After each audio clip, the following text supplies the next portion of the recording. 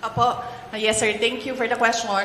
Nag-aantay kami ng final budget ng Office of the Vice President sa ilalim ng General Appropriations Act.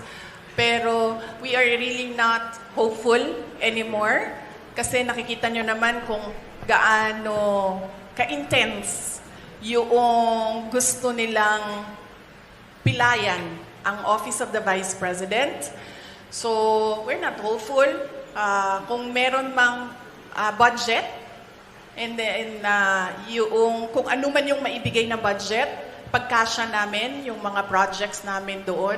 Ang mangyayari nito, kunwari man, as an example, noon meron kaming 40,000 beneficiaries a year.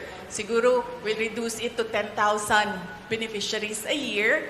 Ganun yung mangyayari. Ida-downsize yung mga projects. That is if kung merong pera para sa projects.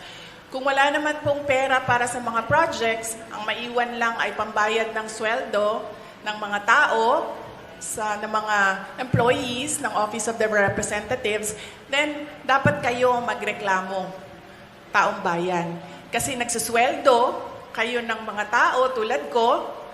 May I just remind you, I have the second highest salary in the government, and yet wala akong gagawin kasi wala kaming projects. Magreklamo kayo.